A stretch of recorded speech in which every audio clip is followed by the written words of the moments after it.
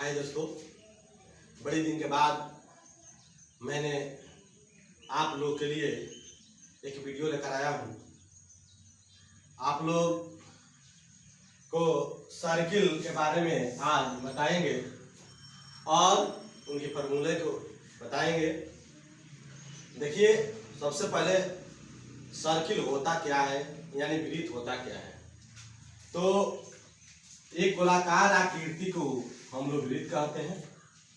एक गोलाकार आकृति को हम लोग वृत्त कहते हैं, या असंख्य बिंदुओं के मेल से बने गोलाकार आकृति को हम लोग वृत्त कहते हैं। तो वृत्त, तो यह हमारे फिगर दिखाई या आकृति जो दिखाई दे रही है, यह एक वृत्त है। वृत्त का यह केंद्र होता है और केंद्र और परिधि के एक छोर, इसे परिधि कह सकते हैं, हम लोग परिधि कहते हैं। यह वृत्त का परिधि है, यह केंद्र है और उसका एक छोर है। केंद्र से और एक छोर को मिलाने वाली रेखा वृत्त की त्रिज्या कहलाती है। यह क्या कहलाती है बाबू? वृत्त की त्रिज्या कहलाती है। त्रिज्या इंग्लिश में रेडियस बोलते हैं, रेडियस। यह मेरा वृत्त का केंद्र है, यह परिधि है और इसे रेखा द्वारा मिला दिए हैं, यह वृत्त की त्रिज्या हो गई है। और इसी दूसरी छोर को फिर केंद्र से मिला देते हैं, तो यह हमारा व्यास हो जाता है। क्या होता है? व्यास। तो व्यास केंद्र की, यह केंद्र हमारी है, यह एक छोर है, यह दूसरी छोर। तो एक छोर से केंद्र से होकर दूसरी छोर तक, केंद्र के एक वृत्त के केंद्र से होकर परिधि के एक छोर से दूसरी छोर तक मिलाने वाली रेखा को वृत्त का व्यास कहते हैं। यानी वृत्त के एक छोर से केंद्र से होकर दूसरी छोर तक मिलाने वाली रेखा को वृत्त का व्यास कहते हैं। अब आते हैं, ये तो इंग्लिश में इसको डायमीटर कहते हैं, इंग्लिश में डायमीटर बोलते हैं। अब हम आते हैं इसकी फॉर्मूला पर। तो सबसे पहले हम जानते हैं कि वृत्त का क्षेत्रफल पाई आर स्क्वायर, वृत्त का परिधि 2 पाई आर या पाई डी।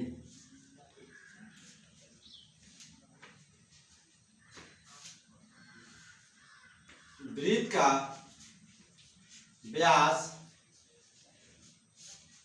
2 गुणे त्रिज्या, वृत्त का त्रिज्या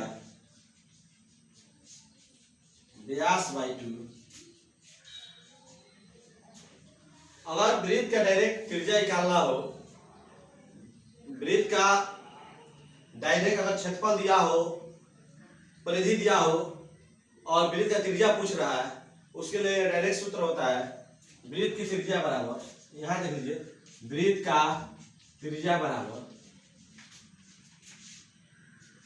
परिधि बाई 2 पाई, परिधि बाटा 2 पाई।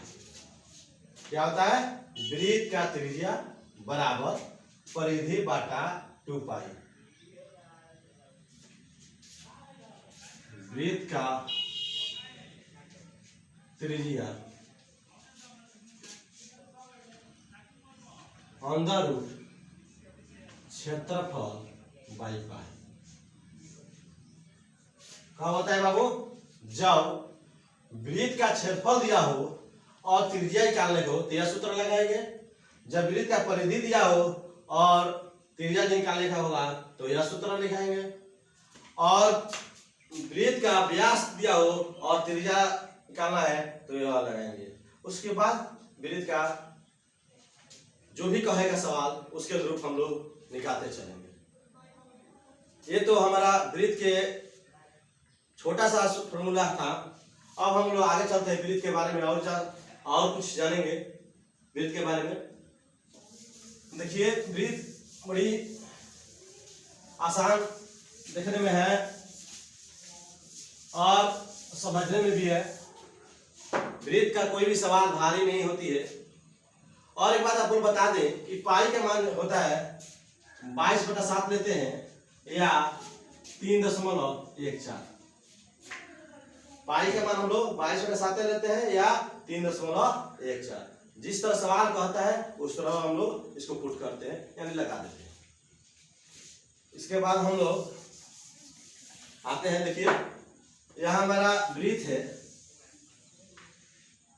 आप लोग बताएं कि यहाँ हमारा त्रिज्या है और इसको मिला दे पूरा केंद्र से होकर तो ये व्यास हो जाती है। क्या हो जाती है? व्यास। देखिए अगर सवाल आती है कि इस वृत्त में कितनी जीवा खींची जा सकती है तो इसे जीवा बोलते हैं। देखिए ये जितनी खिंचा रही है ये जीवाएं हैं। वृत्त में अनेक जीवाएं खींची जा सकती है। वृत्त की सबसे बड़ी जीवा व्यास कहलाती है। वृत्त की सबसे बड़ी जीवा व्यास कहलाती है। जीवा वृत्त में ये भी इसी तरह भी खींचा जा सकता है। ये भी हमारी जीवाएं हैं। इस तरह भी खींच सकते हैं। ये भी सब जीवा है। वह जीवा जो वृत्त की एक छोर से केंद्र से होकर दूसरे छोर तक मिल रही है वह सबसे बड़ा ही है और उसे हम लोग व्यास भी कहते हैं। आगे हम लोग बढ़ते हैं।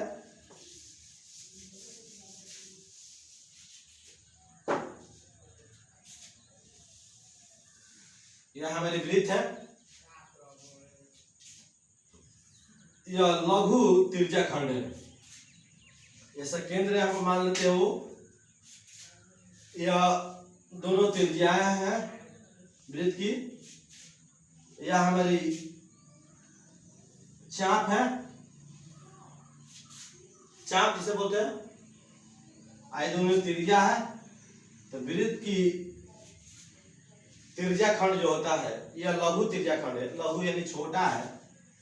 जैसे थीटा मानते हैं यह आ रहता है, वृत्त का केंद्र ओ रहता है, तब तो त्रिज्या खंड का क्षेत्रफल लघु त्रिज्या खंड का क्षेत्रफल क्या होती है? लघु त्रिज्या खंड का क्षेत्रफल। त्रिज्या खंड का क्षेत्रफल थीटा बटा 360 गुणे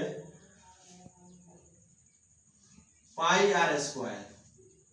क्योंकि ये थीटा का पूरा मान, ये वृत्त की पूरी मान होती है 360 डिग्री और उसमें यह थीटा जो दिया हुआ है या उसके ये पूरी मान से यह दीर्घ त्रिज्या खंड हो जाएगी। यह कौन सी त्रिज्या खंड हो जाएगी? दीर्घ त्रिज्या खंड। ये हमारी हो जाएगी लघु त्रिज्या खंड। त्रिज्या खंड यह हमारे दीर्घ त्रिज्या खंड। त्रिज्या खंड लघु त्रिज्या खंड का क्षेत्रफल थीटा बटा 360 पाई आर स्क्वायर। ये देख रहे हैं यह हमारा जो है फिगर यह लघु त्रिज्या खंड है। अब बाकी शेष जो बच रहा है वह दीर्घ त्रिज्या खंड होगा। तो दीर्घ त्रिज्या खंड का फॉर्मूला देखिए यहाँ पर लिख रहा है। दीर्घ त्रिज्या खंड का क्षेत्रफल पर बराबर 360 माइनस थीटा बाई 360 गुणे पाई आर स्क्वायर। एकदम आसानी तरीका से समझ लीजिए कि पूरे ये वृत्त जो है इसका पूरा वृत्त का जो मान होता है, ये पूरा वृत्त का जो मान होता है यह 360 डिग्री होता है। उसमें से लघु को घटा लेते हैं आप पूरा से भाग 360 से भाग देंगे अगर 2 पाई आर स्क्वायर कर देते हैं तो यह हमारा दीर्घ त्रिज्या खंड हो जाता है। तो दीर्घ त्रिज्या खंड निकालना हो तो यह सूत्र लगाएंगे। लघु त्रिज्या खंड निकालना है तो यह सूत्र लगाएंगे। उसके बाद हम लोग आगे की ओर बढ़ते हैं और वृत्त के बारे में।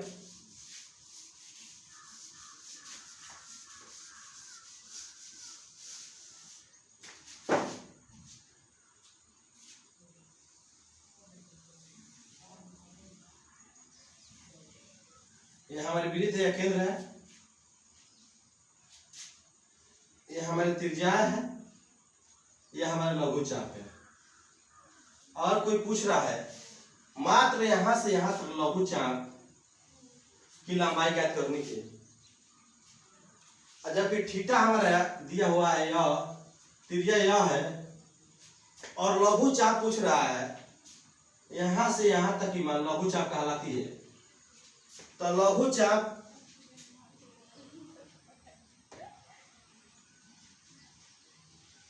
की लंबाई बराबर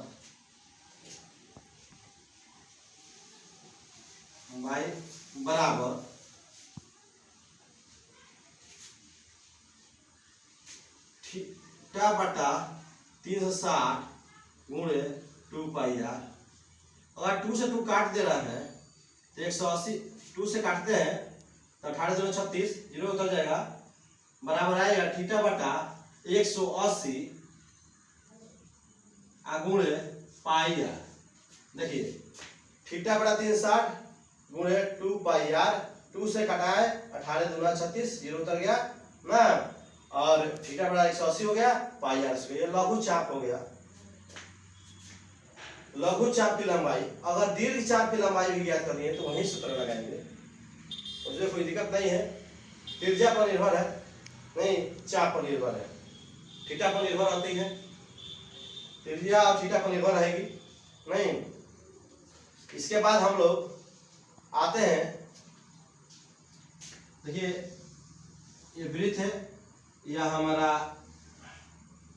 जीवा है, यह हमारा त्रिज्या है, यह केंद्र है। तो इसके ये जो भाग होता है, यह भाग यह वृत्तखंड कहलाता है। क्या कहलाता है? वृत्तखंड। वृत्तखंड, लघु वृत्तखंड, लघु वृत्तखंड कहलाता है। क्या कहलाता है? लघु वृत्तखंड। अगर लघु वृत्तखंड का क्षेत्रफल ज्ञात करना हो, लघु वृत्तखंड, वृत्तखंड का क्षेत्रफल, लघु वृत्तखंड का क्षेत्रफल बराबर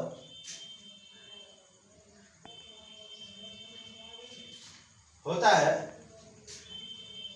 थीटा बटा 360 गुणे pi R square minus 1/2 R square sine theta, या आर स्क्वायर पाई थीटा बटा 360 माइनस 1/2 साइन थीटा। इसी के रूप में आर स्क्वायर खाली कॉमन ले ली है, पाई थीटा 360 माइनस 1/2 साइन थीटा। तो ये लघु वृत्तखंड का क्षेत्रफल है थीटा बटा 360 गुणे pi R square minus 1/2 R square sine theta. देखिए ये कहां से आती है, इस पर चर्चा करते हैं। यह हमारा पूरे यह भाग जो होती है, यह लघु वृत्तखंड होती है। तो लघु वृत्तखंड का लघु त्रिज्याखंड होती, सॉरी लघु त्रिज्याखंड होती है।